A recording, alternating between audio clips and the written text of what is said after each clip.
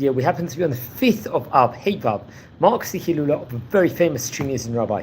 His name was Rabbi Moshe Haddad, Zechet Tzadik Libracha. He was actually born on Bet Adar, the second Adar is reported over here on the High Web, in the year 1909, and I believe he passed away in the year 1993, in the 5th of Av, so he was about approximately, at the time of passing away, around 84 years of age. So he was a very, very great rabbi. Let's explore a few of the highlights of the great rabbi's life. So he was born, and I think came from a great family. His father's name was Nissim, and his mother's name was Shoshana, I believe, happened to have been. So he was born in 1909 in the island of Beg'jraba in Tunisia, over there.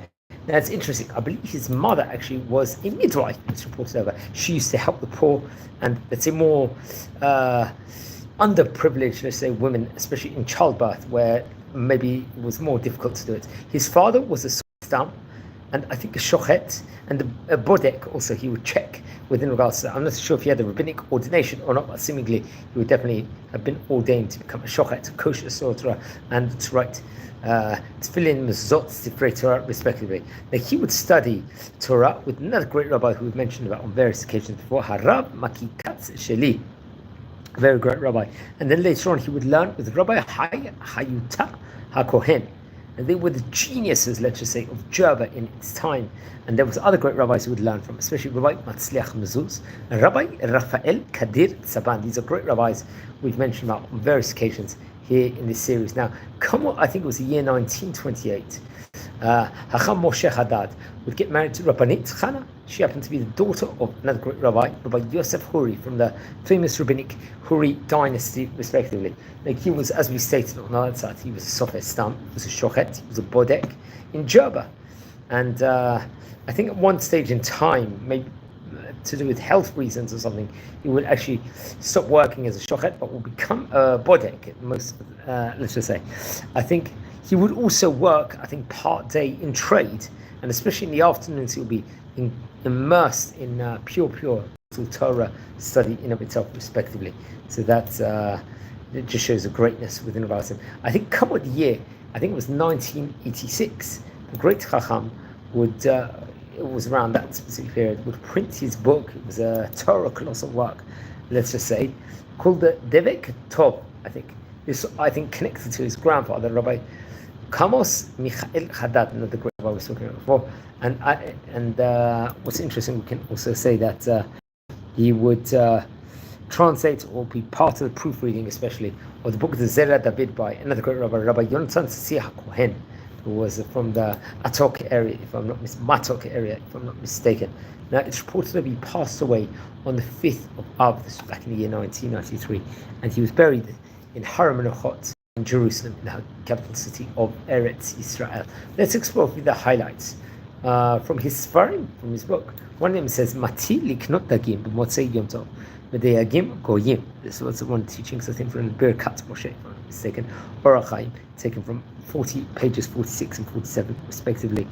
And I think this might have been printed back in the year 1996. Another teaching, Mati laskir ofnai legoy lerechev alav b'shabbat.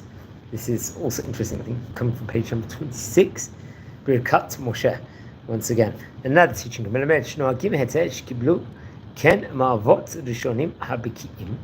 This comes from pages 107 to 109. Teaching. This,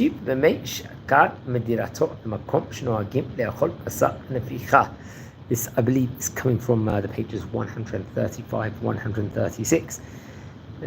Very, very important, I think, that we actually learn this. I'm taking a lot of notes actually here from the Hayomi website, which is, let's say, an online also dictionary where it speaks about many of the great Rabbanim. Yes, I recommend everyone to look into that. That is for sure someone we can say. I think there's more information within regards to him on tunisia.co.il website. If I'm not mistaken, there are various articles also, and within regards to various family members from the great rabbinic family. So that is something we can point out also. So he was about 84 years of age at the time the great rabbi passed away. Now, friends, we're a community here. We're learning about the famous rabbis of yesteryear. Now, if you descend from any of the great rabbis we are speaking about, please send me an email. I would love to hear more information. If you haven't subscribed yet to the channel, please subscribe.